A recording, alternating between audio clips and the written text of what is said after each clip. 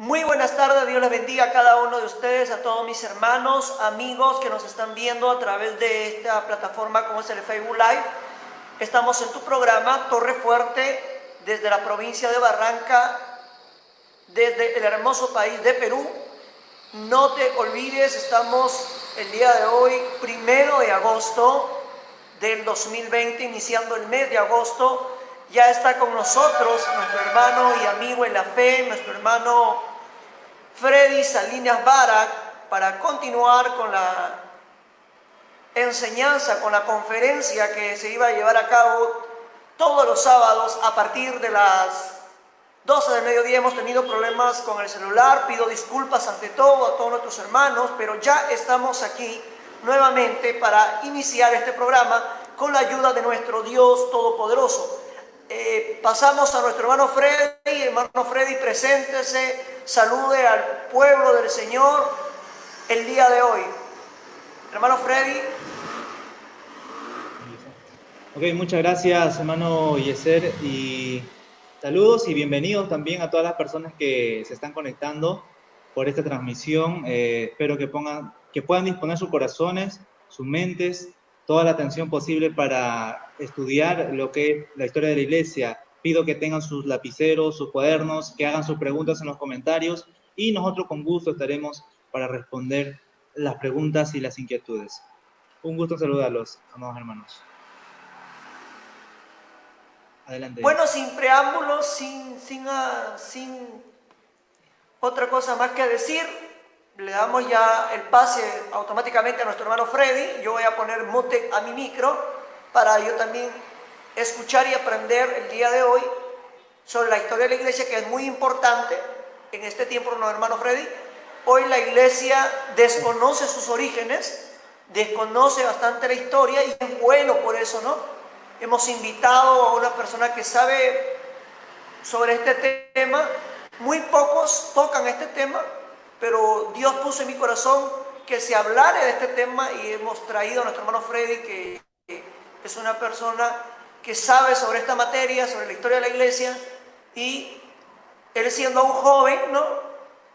Dios le está bendiciendo para que él estudie y él aprenda más sobre este tema, y le damos la oportunidad para que él siga difundiendo este tipo de enseñanzas y que Dios le siga bendiciendo a mi hermano Freddy. Y sin más preámbulo, con usted está la responsabilidad en esta tarde a través de este programa. Dios le bendiga y adelante, hermano Freddy. Amén. Sí, muchas gracias, Seth, por esas palabras. Bueno, tocando lo que decías, ¿no? Que muy pocas personas en realidad tocan este tema o dominan este tema. En los seminarios se habla acerca de la historia de la iglesia. Hay congregaciones que se comparte libremente. El problema está en que esta información o este conocimiento muchas veces se retiene y no se comunica libremente al pueblo, y hay mucho desconocimiento en cuanto a nuestra historia, nuestro origen, nuestra identidad, y eso hace a veces que cometamos muchos errores, ¿no? Que creamos o tengamos información equivocada al respecto de la iglesia primitiva. Por ejemplo, nada más, en estos tiempos se discute mucho, algunos cristianos quieren de una vez que se abran los templos. Eso es una señal de que la iglesia en esta época se ha convertido en templocéntrico. Es una iglesia templocéntrica, pero cuando revisamos la historia en la iglesia primitiva, cuando la iglesia hace su separación del judaísmo, la iglesia, los cristianos dejan ya el templo, y su fe, la fe cristiana, es vivida en el campo, en las casas, en las cuevas, en las cavernas. Entonces, la fe de la iglesia primitiva no es tanto una fe templocéntrica, sino una fe más viva, una fe más presencial, una fe cristocéntrica, obviamente, enfocado en Cristo, la naturaleza de Jesús, no tanto en un templo. Los judíos vivían enfocados en su templo, pero los cristianos no. Ya siglos después, cuando se le da licencia a la iglesia dentro del Imperio Romano de que la iglesia sea la religión oficial del Estado romano, ahí los cristianos empiezan a enfocarse en basílicas, en templos, en construcciones, pero recién a partir de esa época, los 3 primeros siglos de la iglesia, la fe se vive en casas, en sinagogas, en las cuevas, en las cavernas. Entonces, aclarando esto, ¿por qué es importante estudiar la historia de la iglesia? Que todos los creyentes deberíamos de conocer algo de nuestra historia. Bien, entonces, como quedamos la semana pasada dimos un panorama de lo que es historia de la iglesia. Solo dimos una introducción y yo sé que hay personas que han quedado con algunas preguntas, algunas dudas, que en este día esperamos que sean contestadas. El tema que vamos a tocar hoy día es el mundo o contexto donde nació el cristianismo. El cristianismo, Jesús, siendo Dios, se encarnó, vino al mundo, es encarnación, el cristianismo es encarnación, por lo tanto, el cristianismo es histórico. Y como es histórico, tiene un contexto, tiene un mundo donde se desarrolló toda esa historia, donde nació esa historia. Por ejemplo, el mundo judío. ¿Qué relación tuvo el cristianismo de los siglos primitivos con el judaísmo, con la cultura grecorromana, con la filosofía griega, con el idioma griego? ¿Qué relación había? ¿Cuál fue el mundo, la sociedad? ¿A qué tipo de persona predicó el apóstol Pablo, el apóstol Pedro? ¿A qué tipo de persona predicó Jesús? Entonces es importante conocer el contexto, la realidad del mundo. Entonces el día de hoy vamos a trasladarnos con nuestra mente, nuestra imaginación a los primeros siglos de la iglesia, sobre todo el primer siglo, en el mundo donde nace Jesús. A ese mundo nos vamos a trasladar en este día. Como bien sabemos, el cristianismo nació en la cuna judía, en la misma tierra de Palestina, donde siglos antes de que nazca el cristianismo, habían profetas en la tierra de Palestina que anunciaban la venida de un Salvador, la venida del Mesías, de Mashiach, como lo dicen en hebreo, el Cristo, la venida del justo.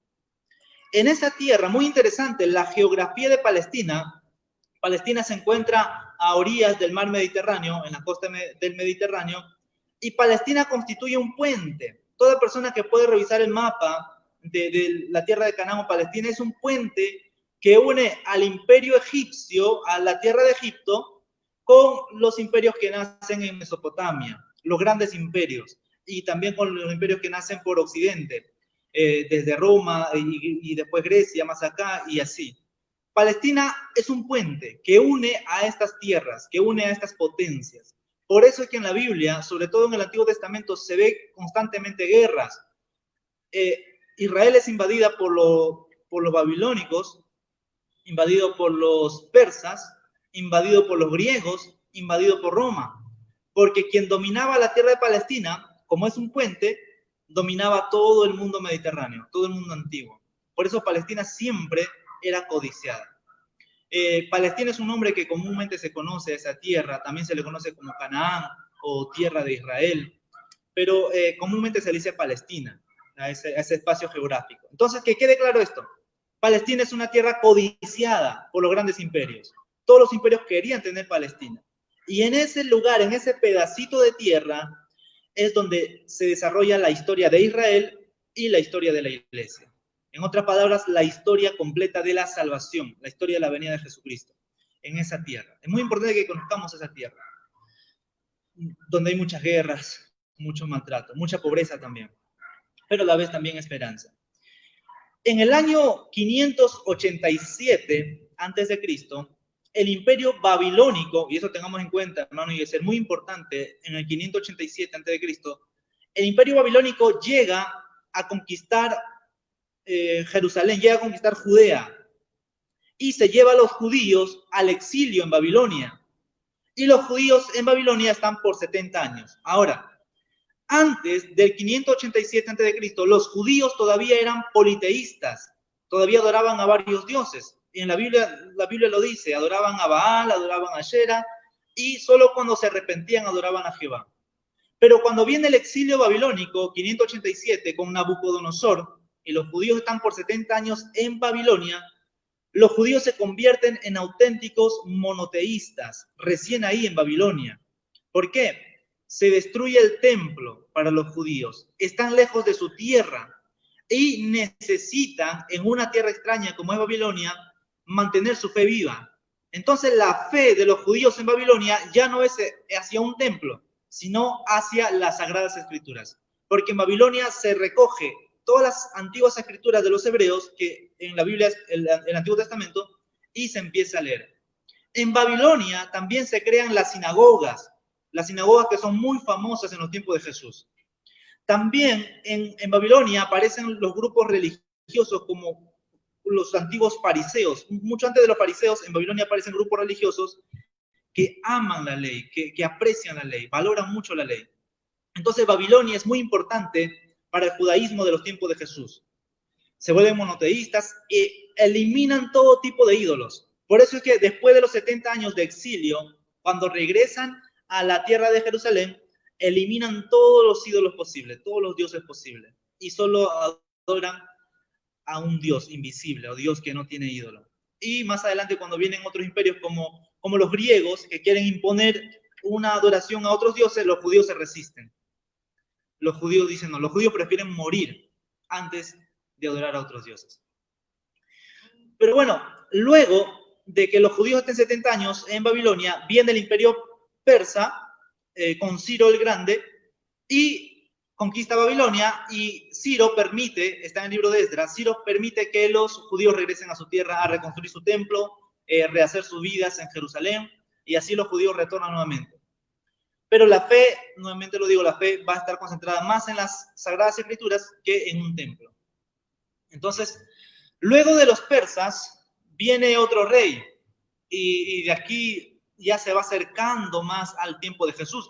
En el 331 antes de Cristo, en 331, el Alejandro el Grande, el rey de Macedonia, Grecia, sale a conquistar el mundo. Y Alejandro el Grande conquista todo el mundo mediterráneo y conquista también Palestina. Alejandro el Grande es muy importante, es un personaje clave para nosotros, para entender el cristianismo del siglo primitivo. Alejandro conquista Judea, luego muere y deja a sus generales a dominar toda esa tierra. Algo ocurre en esa época, cuando Alejandro el Grande está conquistando, Alejandro Magno. Uno es el helenismo. Alejandro promueve la filosofía y el idioma griego, la cultura griega, en todos los países que él conquista. Es como una obligación, es como en estos tiempos, en los países latinoamericanos, hablamos español, los países hispanoamericanos. Pero quien quiere ascender habla inglés, quien quiere mejorar su profesión habla inglés. En esa época era igual, cada pueblo tenía su idioma, los judíos hablaban hebreo, pero quien quería entrar a las clases más altas, a la sociedad, quien quería ser adaptado a la sociedad, tenía que aprender el idioma griego, porque el idioma griego se volvió el idioma oficial de aquellas tierras. Entonces, por eso es que el Nuevo Testamento se escribe en griego, en cambio el Antiguo Testamento se escribió en hebreo. Eso promueve a Alejandro el Grande. Y otro suceso también en aquella época, estamos hablando del siglo III a.C., siglo II a.C., es que se levanta un rey, Antíoco IV Epífanes, quien hace la profanación al templo de Jerusalén. Sacrifica un cerdo dentro del templo y introduce a prostitutas al templo de Jerusalén, profana terriblemente al templo. A partir de eso, se levanta un grupo conocido como los Macabeos, quienes se rebelan contra el imperio griego, contra el reino griego, y logran cierta independencia. Ahora, hasta ahí, los judíos, hasta ahí se puede notar en la historia que los judíos se están volviendo cada vez más celosos de su ley. Porque ya antes los imperios paganos habían quebrantado sus leyes, habían profanado sus santuarios. Por eso los judíos que cada vez más se vuelven celosos. Por esa razón, cuando viene Jesús a Jerusalén, encuentra a los judíos muy pegados a su ley, muy celosos. Encuentra a los fariseos, los saduceos y los esenios, de quienes también vamos a hablar enseguida.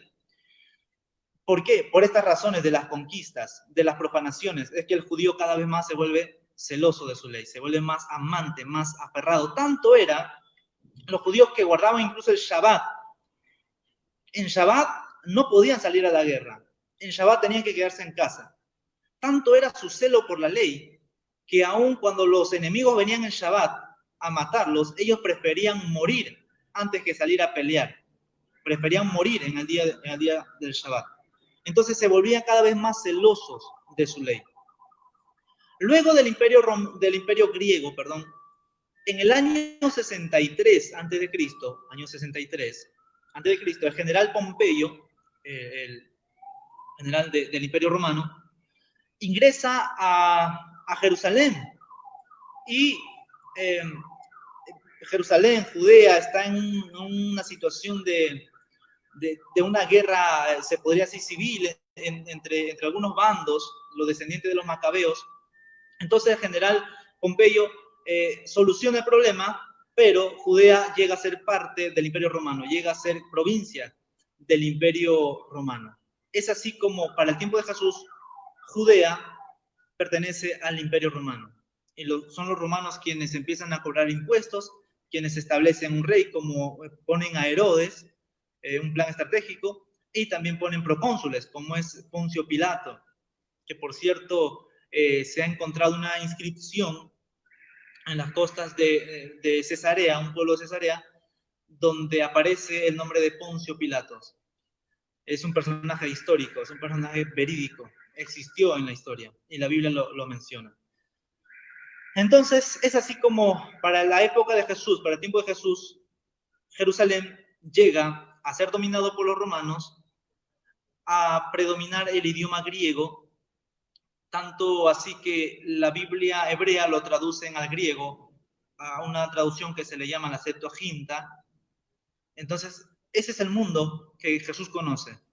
Ese es el mundo que los discípulos de Jesús, los apóstoles y la iglesia conocen y se enfrentan. Bien, ahora Jesús, es muy importante aclarar esto, es muy importante comentarlo, quizá lo que voy a decir va a contradecir a creyentes que han tenido una idea distinta. Se piensa que Jesús nace en el año 0, ¿verdad? Jesús quien divide los tiempos, antes de Cristo y después de Cristo. Pero Jesús no nace en el año 0. Jesús probablemente nace en el 6 antes de Cristo. Algo contradictorio, ¿verdad? El 6 antes de Cristo. ¿Por qué? Históricamente, Herodes muere en el 4 antes de Cristo. Históricamente, Herodes es un personaje histórico, es un rey.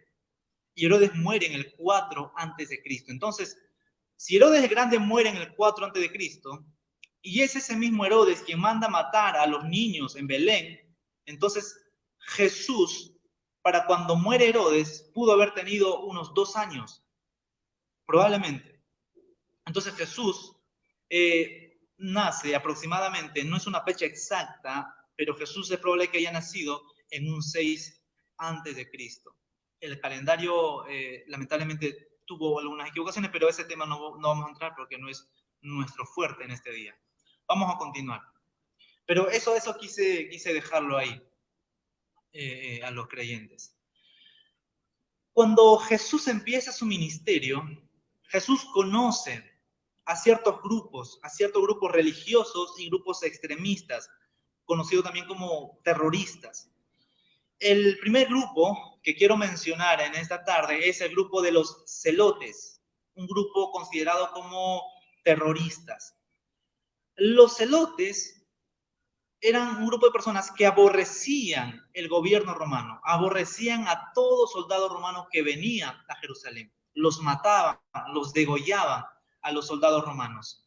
Pero por encima de odiar a los soldados romanos, ellos odiaban más a un grupo de personas. ¿A quiénes? A los cobradores de impuestos. ¿Por qué? Porque los cobradores de impuestos recogían los impuestos y ese dinero iba para el Imperio Romano. Por eso los celotes veían a los cobradores de impuestos como traidores a la patria, traidores de la nación.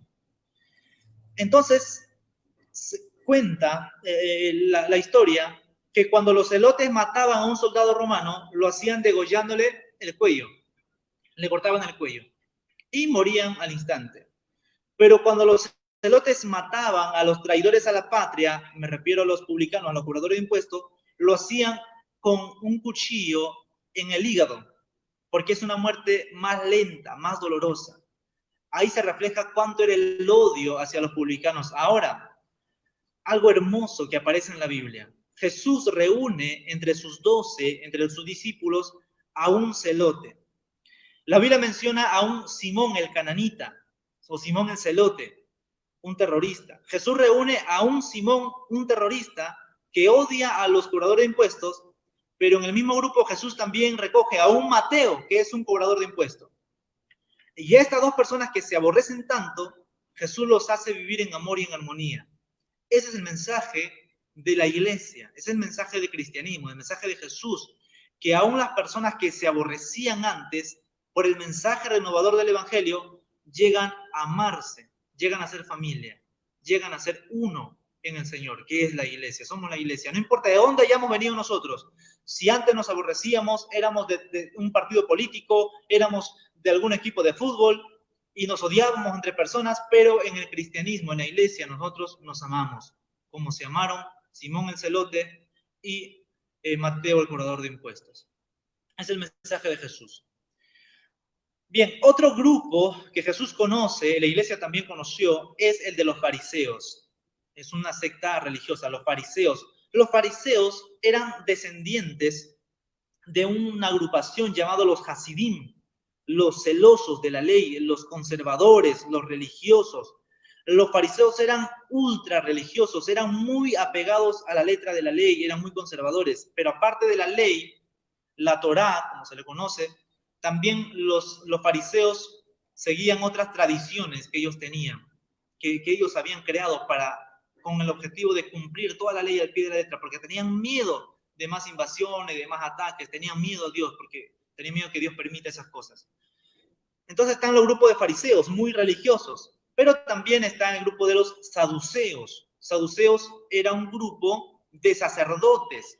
Se dice que eran descendientes de un cierto sacerdote Sadoc, no descendientes, perdón, sino partidarios, o sea, obedecían o seguían ciertas cosas de este sacerdote Sadoc que existió en los tiempos de Salomón. Entonces hasta ahí hay dos grupos, dos agrupaciones religiosas. Los saduceos solo están apegados a la ley. Los saduceos niegan la existencia de los ángeles y la resurrección. En cambio, los fariseos sí creen en la resurrección y creen en la existencia de los ángeles. A esos grupos religiosos Jesús les predica, Jesús les conoce, Jesús les habla. Pero hay un tercer grupo religioso, aparte de los fariseos y los saduceos. Están los esenios. La Biblia no los menciona, pero existieron en el primer siglo, cuando Jesús vino, los esenios. El texto que dice, voz que clama en el desierto, prepara el camino del Señor, los esenios lo conocían muy bien. ¿Por qué? Porque los esenios lo practicaban. Los esenios fueron un grupo de judíos que inicialmente vivían en Jerusalén, pero al ver la corrupción moral en los sacerdotes y en la vida religiosa de Jerusalén, abandonan la ciudad y se van al desierto de Judea. Y ahí en el desierto, una voz que clama en el desierto, desde el desierto ellos esperan la redención. Desde el desierto ellos esperan el día del Señor, los esenios. Cumplen rígidamente la ley, se consagran, hacen ayunos, hacen oraciones, se vuelven castos, hacen todo tipo de rituales para que se purifiquen, esperando la venida del justo, la venida del Mesías, la redención de Israel.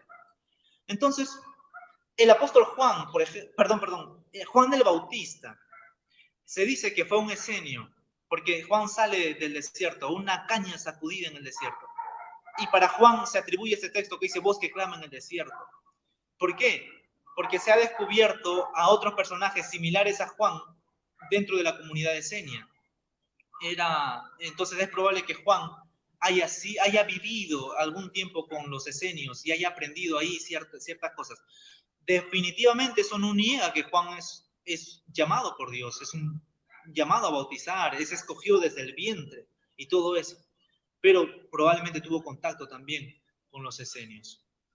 Entonces, la práctica de Jesús de ayunar 40 días en el desierto era una práctica que los esenios procuraban hacer.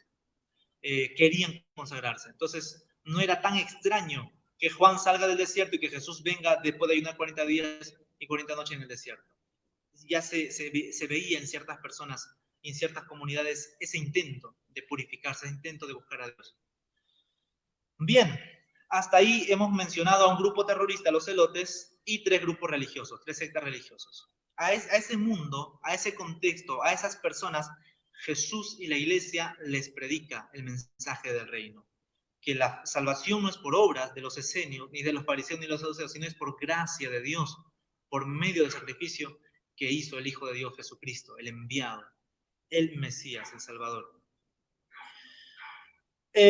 Al morir Jesús, sus discípulos, la iglesia, que en griego es eclesia, eclesia significa llamados a salir. Es el significado de la palabra eclesia y la palabra iglesia, llamados a salir. Desde la existencia de la iglesia, desde que la iglesia aparece, la iglesia entiende que su llamado no es a encerrarse en un templo o en una casa solamente. Su llamado es a salir, llamado a salir. La iglesia es caminante, la iglesia se mueve, la iglesia es un organismo vivo que se está moviendo, está avanzando, se está desarrollando. La iglesia no hay nada que lo detenga, porque Jesús dijo, ni las puertas del Hades, o sea, el infierno, la muerte, no va a prevalecer contra su iglesia. Por eso que la iglesia entiende eso, la iglesia es caminante. Por eso también en el primer siglo se le llama como los del camino, los que andan, los que caminan, los que salen de pueblo en pueblo, predicando su mensaje cristocéntrico. Y como buen creyente cristiano pentecostal me dan ganas de decir un gloria a Dios en este momento, porque me regocijo al entender que mi iglesia, que la iglesia que nosotros pertenecemos, es una iglesia que ha sido llamada a salir fuera, a predicar el mensaje del Evangelio. Entonces, cuando Jesús muere y resucita y asciende a los cielos, el Evangelio sigue predicando por medio de los discípulos, la iglesia. Al inicio, la iglesia sufre una persecución por el pueblo judío en el libro de los Hechos. Y aquí ya nosotros podemos entrar a analizar el libro de los Hechos contextualmente, con lo que sucede en la historia, desde un punto de vista histórico. En el libro de los Hechos, muy aparte de la persecución de los judíos, hay 3 sucesos que yo rescato que son muy importantes para entender a la iglesia primitiva. 3 sucesos muy importantes. Y voy a citar. En el libro de los Hechos, en el capítulo 5, versículo 34, por ejemplo. En el libro de los Hechos, capítulo 5, versículo 34. Dice así. Entonces, levantándose en el concilio un fariseo llamado Gamaliel, doctor de la ley, venerado de todo el pueblo, mandó que sacasen fuera por un momento a los apóstoles. Y luego dijo, varones israelitas, mirad por vosotros mismos lo que vais a hacer respecto a estos hombres, porque antes de estos días se levantó Teudas diciendo que era alguien. A este se unió un número como de 400 hombres, pero él fue muerto y todos los que le obedecían fueron dispersados y reducidos a nada. Después de este se levantó Judas el Galileo en los días del censo y llevó en pos de sí a mucho pueblo. Pereció también él y todos los que le obedecían fueron dispersados. Y ahora os digo, apartaos de estos hombres, se refiere a los apóstoles, y dejadlos, porque si este consejo o esta obra es de los hombres, se desvanecerá. Mas si es de Dios, no la podréis destruir. No seáis tal vez hallados luchando contra Dios. Este suceso es muy importante. ¿Por qué? Los judíos, como vuelvo a decir, para el tiempo de Jesús, el tiempo de la iglesia, eran muy celosos a la ley. Ellos no permitían otra religión. Y el cristianismo era como otra religión dentro del judaísmo. Y empezaron a perseguir a los cristianos, mataron a uno, a Esteban, degollaron a otros apóstoles, mataron a ciertos cristianos por ahí en el libro de los Hechos. Y Pablo era uno de los perseguidores de la iglesia. Pero en un concilio de los fariseos, de los judíos celosos de la ley, Gamaliel, maestro de Pablo, se levanta y retiene a los judíos. Le dice, no vaya a ser que ustedes están peleando contra Dios, mejor dejen a los discípulos. Y así es como dan cierto permiso para que los cristianos prediquen. No toda la libertad, todavía siguen siendo celosos de su ley, pero cierto permiso se les da a los cristianos. Ahí vemos cómo el cristianismo y el judaísmo se va separando cada vez más. Se va separando, se va cada uno por su camino. El judaísmo parte y el cristianismo por otro lado. Otro suceso que para mí es importante está en el libro de los Hechos, capítulo 13. Hechos, capítulo 13. Dice así, versículo 1 al versículo 3. Había entonces en la iglesia que estaba en Antioquía profetas y maestros, Bernabé, Simón el que se llamaba Niger, Lucio de Cirene, Manaén el que se había criado junto con Herodes el tetrarca y Saulo. Ministrando estos al Señor y ayunando, dijo el Espíritu Santo, apartadme a Bernabé y a Saulo para la obra que los he llamado. Entonces, habiendo ayunado y orado, les impusieron las manos y los despidieron. ¿Por qué para mí es importante este otro suceso? Porque aquí inicia, en Hechos 13, inicia oficialmente la obra misionera en la iglesia de Antioquía.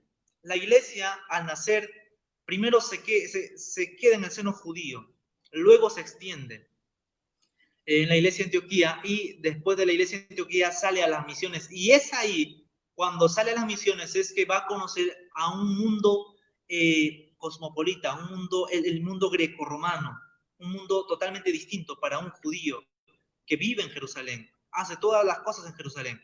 Cuando los cristianos salen a predicar con el apóstol Pablo en el libro de los Hechos, ya se enfrentan a un mundo más pensante, un mundo filosófico, a un mundo pagano, completamente pagano.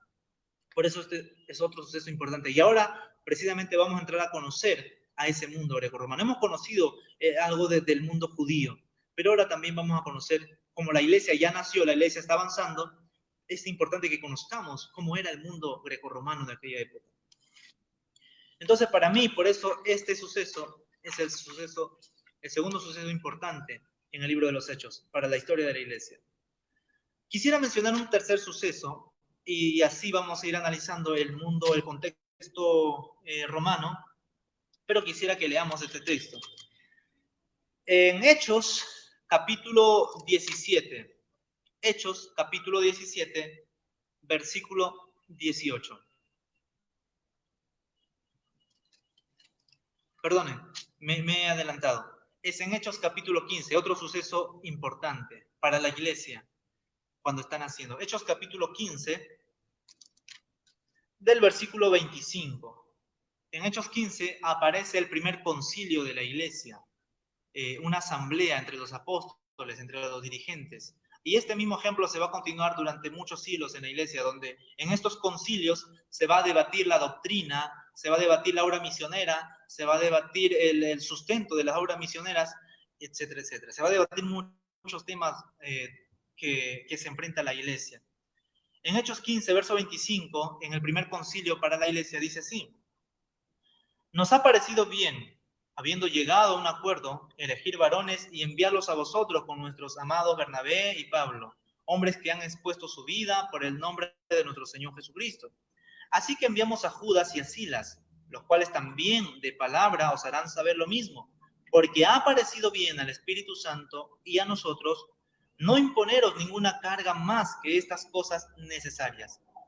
Y prestamos atención, que os abstengáis de las cosas, de lo sacrificado a ídolos, de sangre, de ahogado y de fornicación, de las cuales cosas, si os guardareis, bien haréis. Pasadlo bien. ¿Qué es lo que está sucediendo? Cuando la iglesia se está extendiendo, después de Hechos 13, después de la misión, la iglesia está creciendo, se empieza a ganar a gentiles para Jesucristo, se empieza a ganar griegos, bárbaros, se empieza a ganar mucha gente, romanos, que vienen de otras culturas. Pero como los primeros predicadores son judíos, quieren obligar a estos cristianos que se están convirtiendo a que guarden la ley, a que guarden la ley de Moisés, ciertos ritos, sacrificar animales, guardar el Shabbat, todas esas cosas le están obligando. Esto lleva a que se haga este concilio en Hechos 15, una asamblea de los apóstoles donde se va a debatir, se debate, y algo muy interesante, fíjense, hermanos amados, amadores de la iglesia de Dios. En el versículo 28 los apóstoles dicen esto: porque ha parecido bien al Espíritu Santo. Esa asamblea, ese concilio era dirigido por el Espíritu Santo. Y lo que se va a decir después, el acuerdo al que se va a llegar, es un acuerdo aprobado por el Espíritu Santo. ¿Y cuál es el acuerdo? El acuerdo es lo siguiente, verso 29. A los cristianos no judíos se les dice esto: que os abstengáis de lo sacrificado a los ídolos. Les dice: ustedes no coman de lo que sacrifica a los ídolos, no vayan a los ídolos, no participen en los cultos paganos, los cultos a los ídolos, no participen para nada. Se les restringe eso, se les obliga, se les ordena. Otro dice: se abstengáis también de sangre, comer sangre. A los cristianos está prohibido comer sangre. Otro le dice de animales ahogados, de muertos que no han sido sacrificados, no han sido asesinados, muertos de forma ahogada, asfixiada. De ese tipo de animales tampoco lo coman, tienen que abstenerse. Y también de fornicación, les prohíbe no fornicar. La palabra fornicación en ese término en griego es porneia. Porneia significa sexo ilícito. De ahí también va a nacer la palabra pornografía, lo cual está prohibido para la iglesia. La pornografía es un tipo de fornicación también, es un sexo ilícito. Entonces, los apóstoles en el concilio ordenan eso a la iglesia, que se abstengan de esas cosas. Dice, las cuales cosas, si os guardaréis, haréis, pasadlo bien. Entonces, de ahí también estamos viendo cómo la iglesia va tomando su propia doctrina, su propio credo, su propio manual de convivencia y se va separando del judaísmo. Vemos cómo la iglesia cada vez más se va separando del judaísmo y se va lanzando a un mundo pagano, un mundo grecorromano. Ahí a ese mundo va a predicar. Primero predica al mundo judío, los fariseos, saduceos, celotes, gente apegada a la ley, pero luego se enfrenta ya al mundo gentil, al mundo no judío. Y para eso se están estableciendo estos concilios. ¿Qué cosas va a predicar ese mundo? Estas cosas de aquí. Se predica primero el mensaje de Jesús, pero se les prohíbe estas cosas. Sangre, fornicación, ahogado, comida a los ídolos, culto a los ídolos y esas cosas. Bien, continuando, ya vamos a terminar esta sección. Las primeras misiones, obviamente vemos a Pablo, el primer misionero junto a Bernabé, pero Pablo no era suficiente para establecer iglesias en todo ese mundo mediterráneo, con el fin incluso de llegar hasta Roma. Pablo no es el único quien predica. ¿Qué es lo que sucede? Habían mercaderes cristianos, había gente que estaba emigrando, que estaba saliendo de un pueblo viajando a otros pueblos. Esa gente, esos mercaderes, esos comerciantes son los que llevan el mensaje del evangelio. Es más, se dice que la iglesia que se plantó en Roma, la primera iglesia que se plantó en Roma, fue plantada por gente pobre, entre comunidades pobres, entre comerciantes que venían de otros pueblos con el mensaje del evangelio y lo plantaron en Roma. Luego, la iglesia más adelante, sobre todo la religión católica, va a poner en su tradición que fue Pedro quien plantó la iglesia. ¿Para qué? Para que le dé fuerza a esa tradición. No se sabe exactamente si fue Pedro, pero sí es más probable que haya sido un grupo de personas que estaban llevando mercadería, un grupo de gente pobre, gente que se buscaba el día a día con las ventas y esas cosas, con gente que estaba emigrando de un pueblo hacia otro. ¿Qué fue lo que ayudó para que estos cristianos no profesionales en las misiones lleven el mensaje? Número uno, el idioma universal, el idioma griego. Había un solo idioma que predominaba en el mundo grecorromano, era el idioma griego. Eso les ayudó muchísimo para que prediquen el mensaje con toda libertad. Lo otro eran las buenas carreteras. Para el tiempo de Jesús, el tiempo de la iglesia, el Imperio Romano había construido buenas carreteras. Y esa carretera hasta el día de hoy todavía se ven en fotografías, está muy bien elaborado. Difícilmente se ha deteriorado esas carreteras. Por esas carreteras, esas buenas carreteras, la gente caminaba con toda confianza y hacía largos viajes. En esa época de Jesús, la gente viajaba constantemente, estaba viajando, porque era un mundo universal, era un mundo globalizado, como en estos tiempos diríamos. Lo otro es que había paz. El mar Mediterráneo Roma había logrado terminar con los piratas, entonces había paz, se podía navegar libremente por el mar. Y así, el Imperio Romano como que estuvo preparado, estuvo listo para recibir el mensaje. Y otra cosa más que quisiera enfatizar. Había paganismo, obviamente, se adoraba al emperador, existía el culto al emperador, también se adoraba a otros dioses del panteón romano, el panteón griego también. Había mucho paganismo, sobreabundaba la esclavitud, también en el mundo grecorromano no se estimaba, no había valor para la mujer era inferior. Es más, hay cartas de soldados romanos que cuando se iban a la guerra, sabiendo que su esposa estaba embarazada, enviaban carta para su esposa y le decían, en la carta le decían los siguientes, le decían, mi amor, si el hijo que tienes es varón, guárdalo. Si el bebé que tienes es mujer, tienes el derecho de matarlo. Y mataban a las niñas, mataban a las bebés mujeres, o lo botaban para la calle. La mujer no tenía valor. ¿Por qué? Porque el Imperio Romano necesitaba más varones para la guerra, para que sigan conquistando pueblos. A ese mundo que no tiene amor, que no tiene corazón, el cristianismo llega. Por eso que el cristianismo pone de cabeza para abajo al Imperio Romano. Porque es un mundo que no tiene amor, es un mundo que tiene leyes de desigualdad, es un mundo donde se sufre mucho, hay esclavos, hay pobres, abundaba la pobreza en aquella época. Y ese es el mundo al que el cristianismo llega a predicar. Y para terminar, quisiera tocar la filosofía. Y vuelvo a recalcar, lo que estoy dando solo no es toda la información, son solo los puntos necesarios para que usted, amado hermano y hermana, pueda estudiar de manera independiente en su casa. O puede hacerme la pregunta, puede buscarme por Facebook, podemos dialogar por ahí algunos otros puntos. Pero ya, para terminar, quisiera tocar esto, la filosofía que predominaba en aquella época.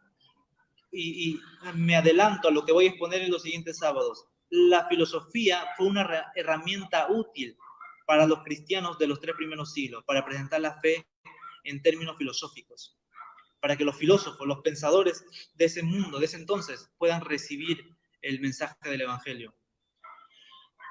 Habían 3 corrientes filosóficas que predominaban. La corriente platónica, la aristotélica y la estoica, la filosofía estoica. La platónica tenía un concepto de Dios un poco particular. La filosofía platónica consideraba a la divinidad y lo llamaba como el demiurgo. Demiurgo quiere decir el principio, el ordenador de todas las cosas, el creador, el eterno.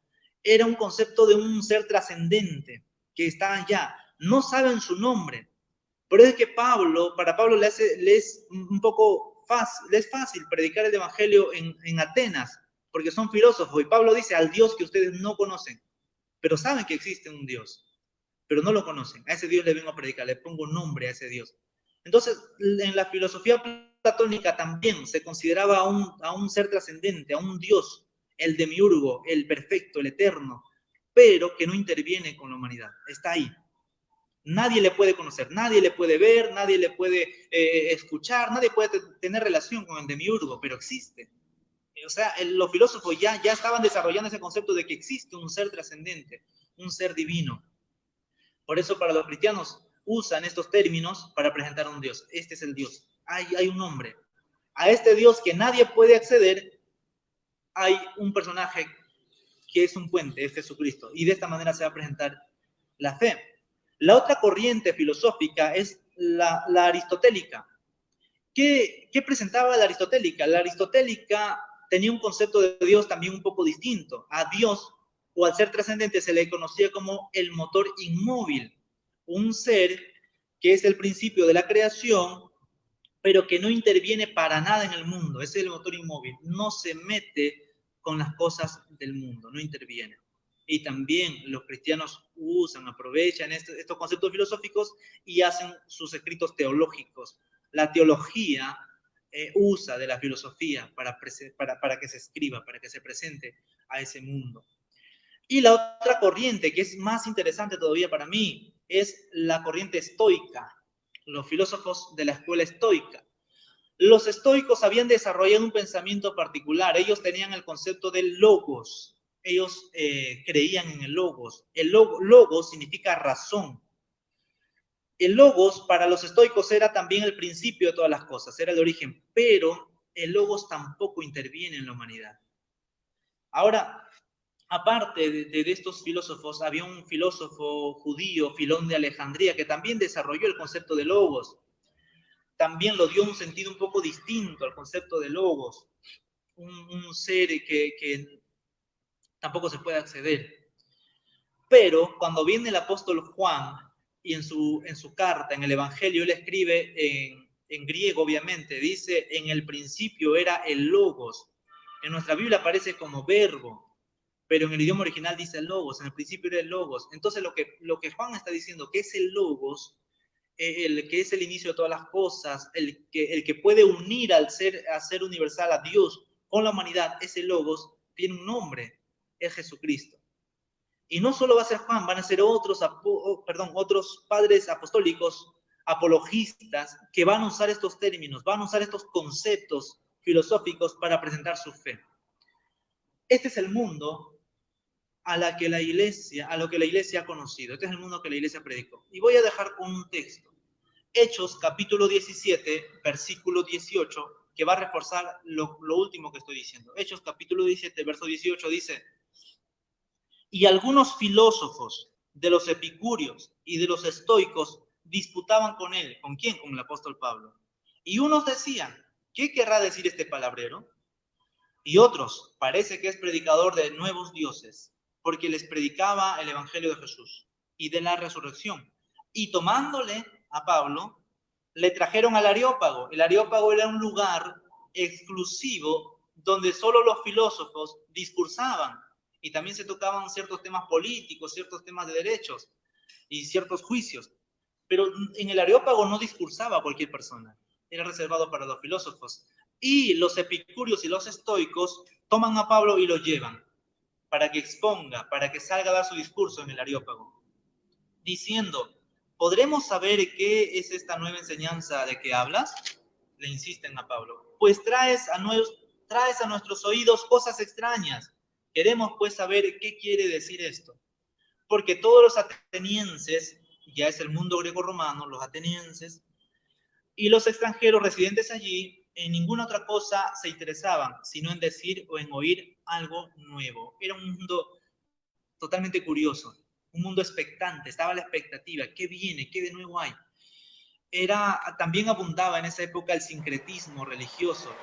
¿Cómo así? ¿Podía un judío ser vecino de un adorador de Zeus, de un adorador de Diana? Eran vecinos, convivían, y a veces estas religiones se mezclaban entre sí y nacían otros conceptos. A ese mundo la iglesia predica. Por eso es que esta primera enseñanza de los muchos que van a ver, lo he titulado así: el mundo donde nació la iglesia, o donde nació el cristianismo. Hemos visto el mundo judío, su historia brevemente. Luego hemos visto cómo la iglesia se separa de la religión judía y se lanza a un mundo grecorromano. Hemos conocido de forma panorámica, de forma general, el mundo a la que Jesús y la iglesia ha predicado. Ese fue el primer siglo, el segundo siglo de la historia de la iglesia. En la segunda sesión, la segunda entrega de esta enseñanza, vamos a hablar de los padres apostólicos, de los sucesores de los apóstoles. Espero, con todo mi amor, todo mi afecto para los que han estado prestando atención a esta enseñanza, que les haya servido lo que se ha expuesto en este día, que les sea útil para que ustedes sigan estudiando, hagan defensa de su fe, que la fe cristiana es una fe histórica, es una fe que se puede registrar, que se puede investigar, se puede analizar, se puede reflexionar. Nuestra fe no es una fe ciega, no es una fe, disculpe que use el término, pero no es una fe para tontos. El cristianismo nos hace sabios, nos hace entendidos, nos hace educados, nos hace estudiar, nos hace investigar. Y felicito al hermano Yeser por ese interés de querer compartir libremente estos estudios a la iglesia. Con mucho amor estamos para servir. Hasta aquí fue mi exposición. Agradezco a todos los que se han conectado y a ustedes, hermano Yeser, por esta oportunidad. Muchas gracias. Adelante. Amén, hermano Freddy, muchas gracias a la verdad por el día de hoy, aunque hemos comenzado un poquito tarde, pero gloria a Dios a ello, pero ha habido bastante audiencia el día de hoy, tenemos preguntas, algunos hay dos personas que hicieron preguntas el día de hoy. Mi hermano Jorge Gentes, él nos hacía una pregunta, la siguiente pregunta, ¿no? El día de hoy, acá tengo la pregunta. Claro, estoy leyendo los comentarios y sí, me interesaría, me gustaría dialogar. Sí, brevemente. Vamos a hacer unas pequeñas, vamos a ver las preguntas que fueron dadas, a ver, nos han dado. Hay 8 comentarios, vamos a leer. Bueno, a ver, dice, muy buen tema de historia de la iglesia. Ya, cuando comenzó, ¿no? Hablando sobre el tema de que la iglesia es templocéntrico, ¿no? Sobre ese tema, ¿no? Hay dos personas que están un poquito inconformes, quieren saber un poco más sobre eso, a qué se refiere.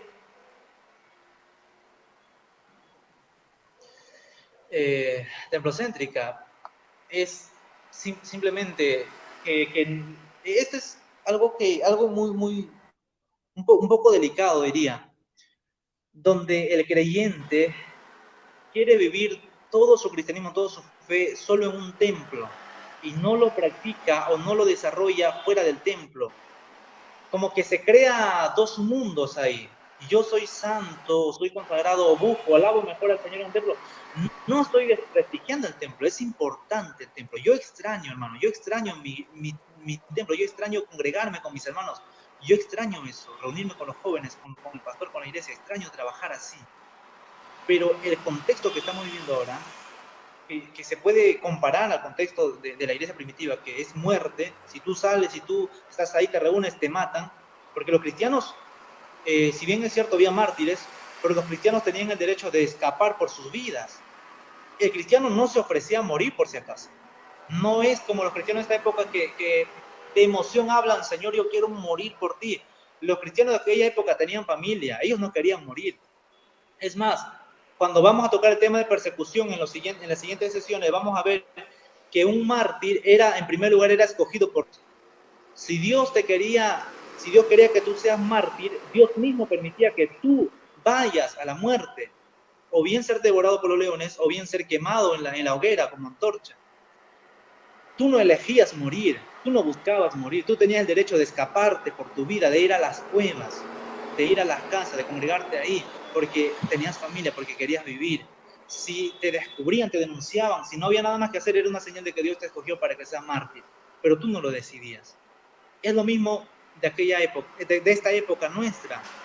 Nosotros sabemos, somos sabios, somos conscientes de que si se reúnen una cantidad mayor en un espacio reducido, se está exponiendo a un contagio. Y quizá tú no mueras, quizá tu fe está bien, está cimentada, pero hay gente ahí, hay ancianos, ancianas, que son inmunes, que son vulnerables, perdón la palabra inmune, que son vulnerables a ser contagiados. Y esos ancianos van a ir a sus casas. Hay niños en sus casas, hay jóvenes débiles que quizá ya están con otra enfermedad, que no son cristianos, pero están expuestos también a contagiarse. ¿Y de dónde nace el contagio? De un templo donde la intención era buena, reunirse a adorar a Dios, pero las consecuencias son fatales, son gravísimas. Entiendo la incomodidad, amado hermano, entiendo. Me duele a mí también no poder reunirme, lo digo de corazón. Pero seamos sabios, seamos sabios. La iglesia primitiva fue sabia, quería preservar su fe. ¿Había mártires? Sí había mártires. ¿Había persecución? Sí. ¿Moría gente? Sí moría gente. Pero también tenían la opción de escapar, tenían la opción de huir. Hebreos 11:37 lo dice, escapaban, vivían en cuevas, vestidos de pieles de ovejas, pobres, perseguidos. Era así. Y en estos tiempos también es necesario, por un tiempo, no todo el tiempo, pero tenemos que ser precavidos, tenemos que escondernos de este mal que está atravesando. Así que espero que no haya ofendido, y si ha ofendido, pido disculpas, esta expresión de templocéntrica, pero es la verdad. Nuestra fe se ha convertido a veces en templocéntrica. Solo es templo, todo es templo. Si no es templo, no hay nada. Y todo es templo. Y no vivo mi fe afuera, no vivo mi fe en el campo, no vivo mi fe en mi casa, con mis hermanos, con mis amigos, en la calle. Analicemos eso, reflexionemos. No obligo que usted acepte mi postura, pero le presento, este es mi pensamiento. Si usted tiene otro pensamiento, desarrollelo, arguméntelo bien y sigamos participando en este aprendizaje mutuo. Estamos para aprender mutuamente. Espero haber aclarado eso, amado hermano, que está haciendo esta pregunta. Amén, hermano Freddy. Bueno, acotando también un poco sobre esto, obviamente que la iglesia siempre se mantuvo en movimiento, ¿no? Nunca se quedó en un solo lugar y Dios siempre tuvo que, tenemos el ejemplo en la palabra de Dios que cuando que Dios les ordenó, ¿no?, a los discípulos el ir y el predicar la palabra de Dios a Judea, Samaria, Jerusalén, pero ellos se quedaron allí en el entorno judío, ¿no?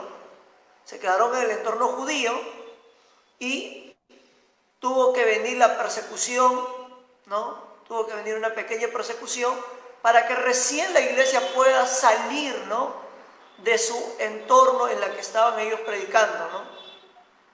Creo que si Dios ha permitido esta pandemia es para que nosotros podamos salir de los templos, ¿no? Salir de los templos y anunciar la palabra de Dios como se debe, porque ese es el deber de la iglesia, el ir y el anunciar la palabra de Dios. No sé si estoy equivocado o estoy bien, no lo sé, mi hermano Freddy, pero a ver, en esa parte, no sé si me puede apoyar o ayudar ahí sobre eso. Claro, claro, hermano. Hay una última pregunta, estoy leyendo en el comentario, dice, antes que responder a lo que usted me dijo, hermano, dice, en lo actual de la historia del cristianismo, ¿estás de acuerdo cerrar las iglesias? Miren, ¿qué les parece si esto lo analizamos en las últimas sesiones, como habíamos dado? Creo que mejor va a ser Ya, así. es Por favor, normal. hermano, pido paciencia, escuche las otras posiciones y respondemos. Pero lo que usted dice ahora, hermano, es que la pandemia ha permitido que el cristianismo avance. Sí. ¿Por qué? En muchos aspectos. Escuchaba de un pastor que comentaba hace poco, que está informado de los sucesos de Israel y todos esos detalles, que en Israel difícilmente se pueden levantar misiones, obras misioneras, porque los judíos están amando su ley y están esperando al Mesías y así.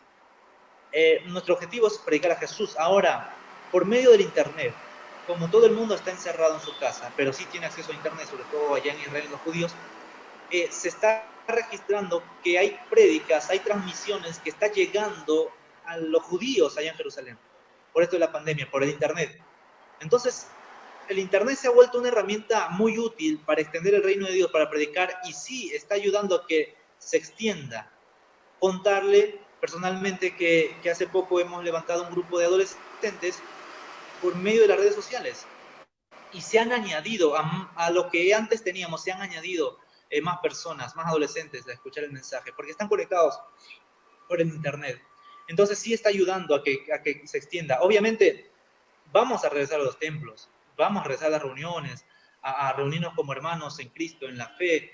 A eso vamos a regresar, pero por este tiempo aprovechemos, no vivamos viendo lo negativo, quejándonos, ¿no? ¿Por qué pasa esto? No, aprovechemos el tiempo para predicar. Es más, quizás si hubiera habido templo, no estaríamos haciendo esta conferencia con el hermano Yeser, estaríamos en ocupaciones, personalmente estaría trabajando en el templo, porque hay mucho trabajo que hacer. Pero gracias a esto, damos la gloria a Dios también por este tiempo, ¿verdad?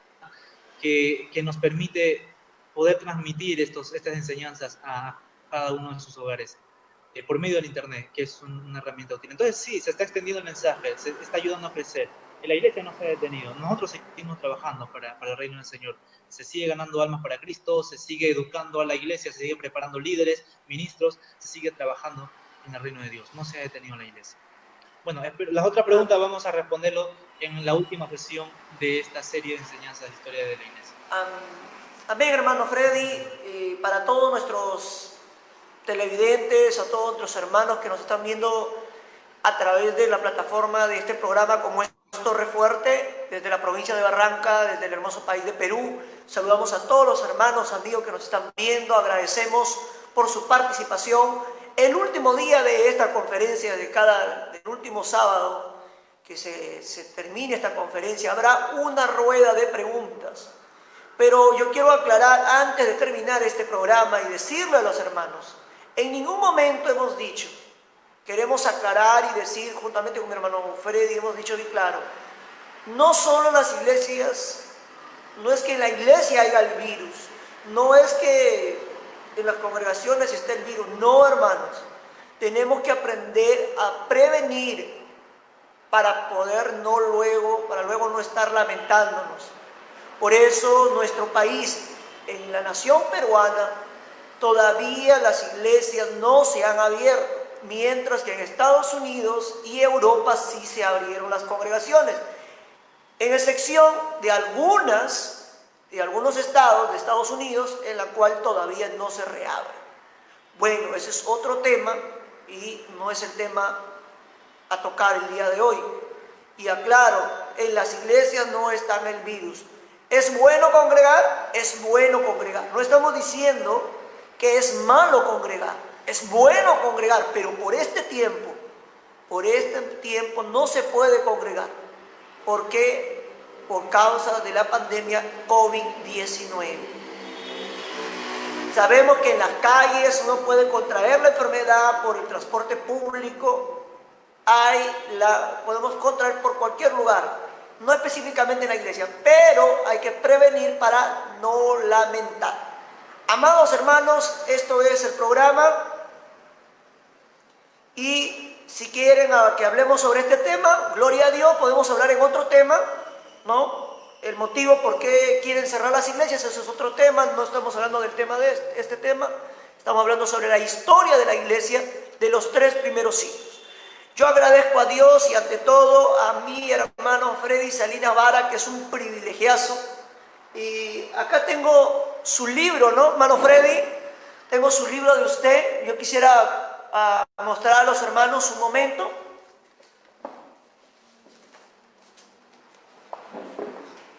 Mi hermano Freddy Salinas Vara tiene un libro que él escribió, que es Historia de Israel. Acá lo tengo. Un buen material para los que quieren saber un poco más sobre la historia de Israel.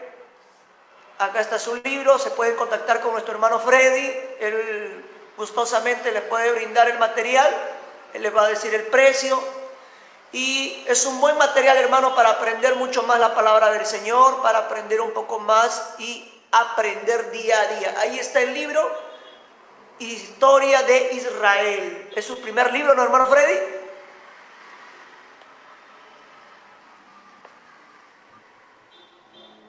Sí, es el primer libro y vienen otro más. Es un manual práctico, didáctico, entendible, accesible, no tan caro, pero que puede ayudar a iniciar en el estudio bíblico. Espero que puedan adquirirlo. Tengo también virtual, puedo enviarlos en PDF. Si quieren físico en PDF, contáctense conmigo y estoy para atenderlo. Gracias, hermano. Amén, por hermano la Freddy. atención. No, sí, hermano, es bueno porque hay muchas personas que nos están viendo, hay mucha gente que dice muchas gracias. Y, hermano, estamos para aprender. Si alguna equivocación hubo y usted sabe un poco más, como decía mi profesor Freddy, si tú sabes, y aún mi pastor dice así también, si tú sabes, gloria a Dios, sal por tu canal digital y habla también de la palabra de Dios, porque nadie te impide.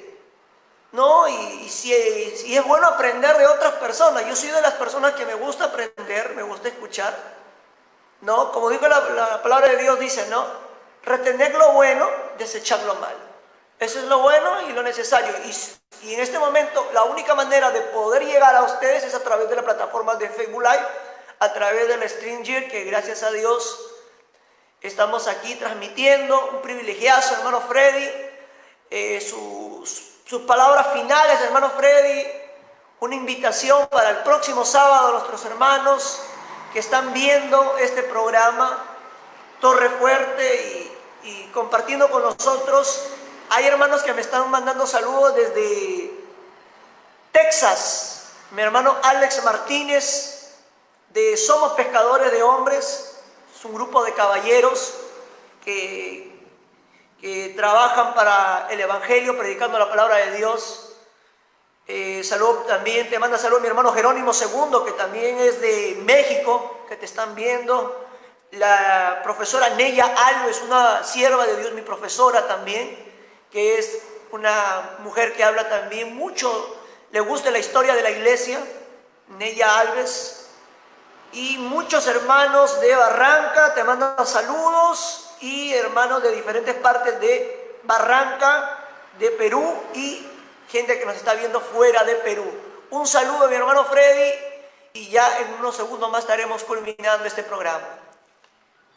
Claro, agradecer a todas las personas que se están conectando, están comentando, aportando también, añadiendo lo que se está dialogando en esta tarde. no evitemos, en los centros de estudio siempre se evita tener la mente cerrada, cerrarse a un argumento, cerrarse a un pensamiento. Siempre tengamos una mente dispuesta a aprender, una mente abierta, un corazón dispuesto a aprender. Seamos en este aspecto humildes para ser enseñados, para ser instruidos. Gracias a todos los que están conectando. Espero que cada sábado puedan conectarse. Tenemos más temas que hablar, los padres apostólicos, tenemos que hablar la persecución, el concilio de Nicea, y todo referente a los 3 primeros siglos. Bueno, despedirnos ya, hermano Yeser, la batería de mi celular se está apagando. Sí, Y hermano bueno, Freddy, despídese y yo ya lo termino. Y ahorita cierro también mi celular, también está bajando la batería. Pero vamos a terminar, hermano Freddy, y le agradezco a Dios por su vida y por su ministerio. Y el próximo sábado estamos aquí con fuerza, un poquito más temprano. Lo único que estamos pidiendo es esto: usted comparte. ¿Quiere ser un pescador? Ganador de almas para Cristo, comparte este enlace a muchas más personas, y el próximo sábado nos encontramos aquí en este programa Torre Fuerte es el nombre de Jehová, a él correrá el justo y Jehová lo oye. Muchas gracias, hermano Freddy, vamos a terminar orando y muchas gracias por su aporte el día de hoy. Padre, gracias te damos por este programa, que se haga su voluntad y que todo haya sido para tu gloria y tu honra, Señor. Te agradecemos, sigue bendiciendo la vida, hermano Freddy, y sigue bendiciendo a todos nuestros televidentes que estuvieron viendo este programa, que haya sido de edificación para cada uno de ellos. Y si hay alguna inconformidad, Señor, sea usted, Señor amado, hablando a su vida, tocando su vida, y que puedan abrir su corazón y su mente para comprender un poco más de la palabra de Dios, que para eso tú, Señor, quieres que aprendamos, Señor, en esta hermosa tarde. Amén y amén. Nos despedimos de este programa, que Dios me lo bendiga. Este es tu programa, Torre Fuerte. Cristo viene pronto, prepárate, estudia, medita la palabra de Dios mientras hay tiempo. Y recuerda, el próximo sábado no te pierdas por el mismo canal la historia de la iglesia en los 3 primeros siglos, un buen tema para que el día de hoy, y agradecemos a todos los que nos estuvieron escuchando y los que se quedaron hasta el final. Que Dios me lo bendiga, y de esta manera culminamos esta transmisión. bendiciones.